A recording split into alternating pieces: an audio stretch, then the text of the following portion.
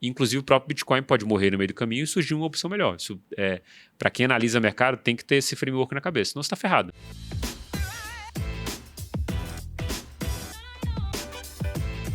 Se o cara não é um entusiasta, se o cara não entende de mercado financeiro, não gosta desse lance de ação, de entender que ele está investindo agora, que vai recuperar lá na frente, esquece, né? Não tem por que o cara investir nisso, né? Cara, eu acho que não. Acho que assim, em algum momento talvez valha a pena você entender os princípios ali do que você está se defendendo de fato. Porque o Bitcoin, ele nasce na crise de 2008, né?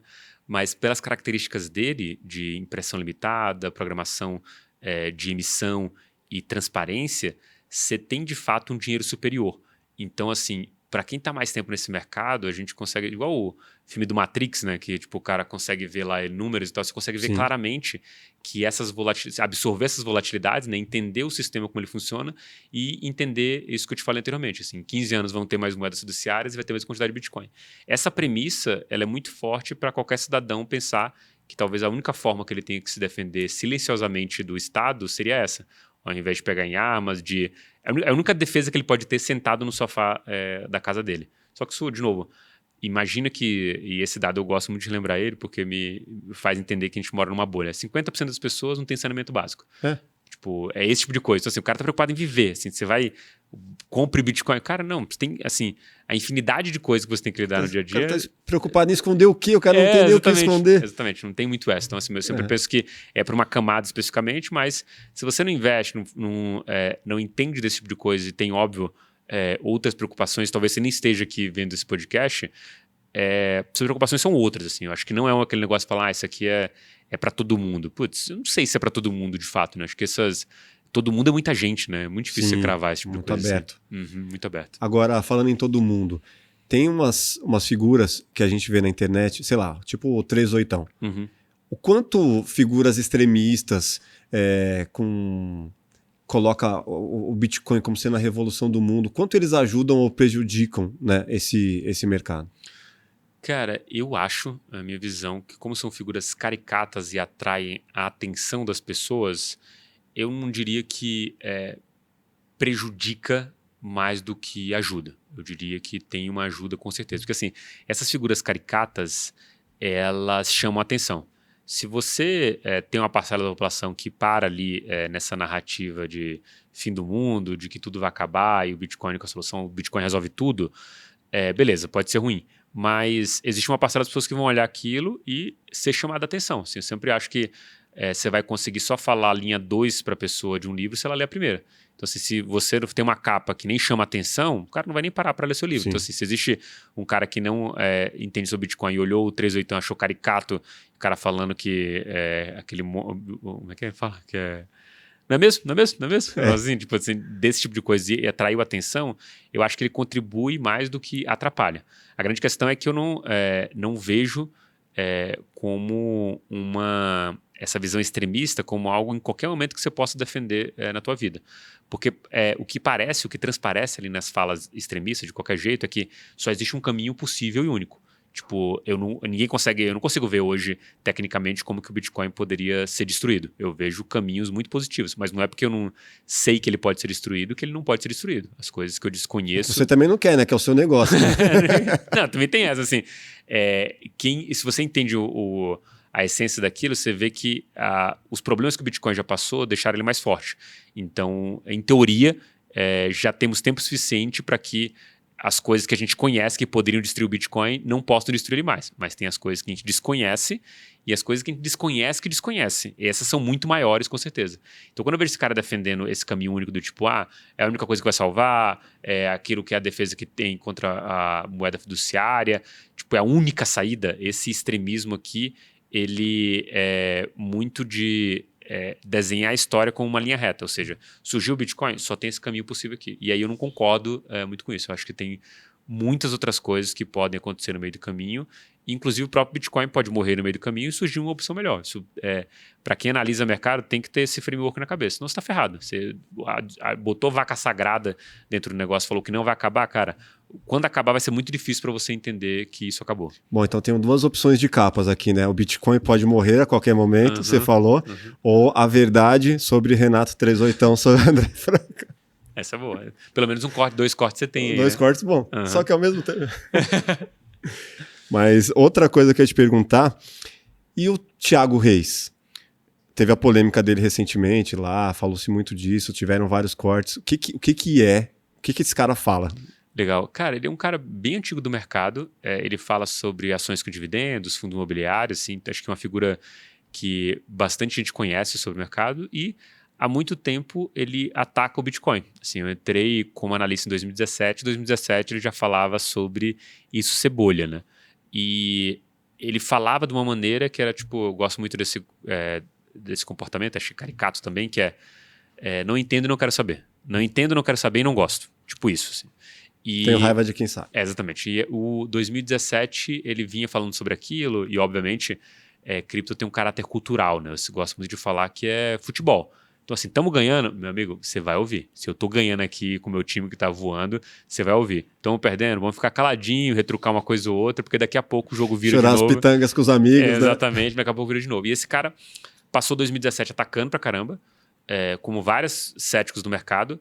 2018... Mas por que ataca? Qual que é a dele? A lógica aqui pra mim é do tipo... Minha visão hoje, percepção do que eu já vi tudo ele falar, ele não consegue entender e todas as coisas que tenta explicar pra ele, ele acha que não fazem sentido. Do tipo, o Bitcoin, por exemplo, não tem lastro. E toda vez que ele fala um negócio desse e depois se comprova que não faz sentido aquilo, ele muda o discurso. Então ele Mas ele é um economista famoso? As pessoas dão atenção pro que ele fala? Porque cara, eu não sei devem se dar, né? Não, assim, com certeza dão atenção e eu acho que ele sabe disso, né? Como político de engajamento, ele sabe que se ele falar do Bitcoin no Twitter dele, vai dar muito mais gente do que se ele falar de fundos imobiliários. Então, assim, tende a navegar nas redes sociais aqui também. E ele falava em 2017 várias coisas que faziam zero sentido. Ele mudou esse discurso para outras coisas que também não fazem sentido algum. E é um cara que não se debruça sobre aquilo para entender de fato, né? E vive reverberando alguma coisa que não tem conexão com a realidade do Bitcoin. E aí, para mim, o seguinte é o quê? Beleza, você falar igual você falou aqui para mim. Putz, eu não entendo, eu não invisto, eu tenho medo. Cara, acabou aí. Não existe a possibilidade de você falar para mim, eu não sei, mas você tá errado. Tipo, eu não entendo disso, mas você tá errado. Isso não existe. Fala, assim. André, você tá viajando. Pô, isso aí uma hora vai dar errado. Mas isso e aquilo outro, assim, não, é porque eu sinto que vai dar errado. Então, beleza, você é esotérico aqui. Você sabe as coisas, você não consegue criar uma tese em torno desse negócio aqui de fato, e aí você vai virar um achismo. E assim, a minha visão com as coisas que ele falou do tipo, o que impede do Satoshi Nakamoto voltar? E ele falou assim, o Satoshi Nakamoto ganhou muito dinheiro e eu acho admirável o trabalho dele porque ele ganhou dinheiro em cima de todo mundo. Cara, a carteira do Satoshi tem mais de 1 milhão de bitcoins e não se move desde o momento que foi criada a carteira. Então, assim, ele não sabe da história de fato e fica falando, acho que, factoides ali de fato, e isso mostra o quanto que ele não se debruçou sobre aquilo. E a minha questão quem se debruça sobre esse case, eu vejo pouquíssimas pessoas atravessando para o lado de lá e voltando. Assim. Eu devo ter uns 2, 3 exemplos de cabeça de gente que foi, entendeu, falou por muito tempo bem e voltou atrás e falou assim, olha, isso aqui não faz sentido. Todo mundo que vai consegue entender e ver o potencial dessa tecnologia. E o Thiago Reis parou no tempo, falava sobre o Satoshi Nakamoto pode voltar a qualquer momento e mudar as regras do jogo. Não dá. Tipo assim, não dá para fazer isso. É um consenso. É um questionamento que eu falei. Exatamente. E ele... Quando você vai falar para um público, você tem que entender o que você vai falar. Ele poderia claramente, e aí é uma questão, acho que, óbvio, de engajamento, falar assim, galera, não entendo, não quero falar sobre esse assunto. Morreu. Tipo, ou se você vai criar uma teoria, você fala, ele pode fazer isso, isso e isso, e talvez mudar a lógica do negócio. Aí alguém para e fala assim, esse cara tem uma teoria. Como tem vários argumentos, né? Tem o Castaneda que fala vários problemas que o Bitcoin pode ter na frente, mas é um cara que estuda esse negócio. O Casta. E o Thiago Reis não, ele simplesmente se põe na postura do cara que vai atacar e aí vira uma guerra de torcida, né? Os a favor e o contra, engajamento vai lá para as alturas, né? Mas isso faz bem pro mercado cripto ou prejudica? Não, eu acho que faz muito bem. Faz bem? Porque esse antagonista sem base, ele engana só as pessoas que não são inteligentes, eu acho, na minha visão. Porque assim, eu posso ouvir tua opinião sobre uma coisa e ser crítico e falar assim, será que esse cara tem razão? Nas primeiras 2 linhas que eu entendi do Bitcoin, eu falo assim, cara, esse cara não sabe nem do que ele está falando. Aí eu vou mover meu canhão aqui de estudo para alguém que eu acho que entende de Bitcoin. Cara, quando esse cara começa a falar, você entende que ele se debruçou sobre várias coisas e entendeu várias premissas, como eu te falo sobre dinheiro, que o Thiago Reis não se pergunta, ou que os detratores do mercado cripto não se perguntam sobre isso. Então, acho que tem muito mais consciência do que é o Bitcoin do lado das pessoas que usam o Bitcoin do que aquelas que atacam. Porque eu acho que falta conhecimento daquilo, porque existe dúvidas dentro do próprio estudiosos de cripto sobre o futuro desse negócio. Mas são dúvidas palpáveis e plausíveis. Do lado do Thiago Reis existe um ataque puro e simples baseado no que ele acha que deve ser ou que vai ser no futuro. E isso, para mim, que olha para aquilo, me vê uma ideia do tipo, cara, será que eu não entendo algumas coisas que ele fala, tipo, eu não sou tão expert com ele fundo imobiliário. Mas será que se esse cara sai a público para falar disso, de um assunto que eu entendo, e eu vejo que está falando uma besteira gigantesca, será que ele não faz isso com essas outras coisas? Eu que olho para esse questionamento, eu vejo esse cara possivelmente como limitado, inclusive naquelas coisas que ele entende. Um exemplo para mim clássico tem uma teoria para isso, né? É o que o Pablo Marçal falou não tão recentemente, acho que antes da candidatura dele, que foi 99% das pessoas que mexem com cripto são bandidos. Ele falou isso? Falou isso. Se esse cara fala isso, e eu posso afirmar com certeza, e eu conheço esse mercado e eu sei que isso não é verdade, a primeira coisa que vem na minha cabeça é que outras mentiras ele me contou, baseado em estatísticas que não fazem nenhum sentido. E aquilo que não foi baseado em estatísticas deve ser mais mentira ainda. Para mim, só deteriora aquilo. No caso do Thiago Reis, eu acho que o cara olha ele falando sobre aquilo e olha um expert de cripto e fala, não, esse cara não sabe o que está falando. Acho que mais ajuda, porque você atrai atenção, né?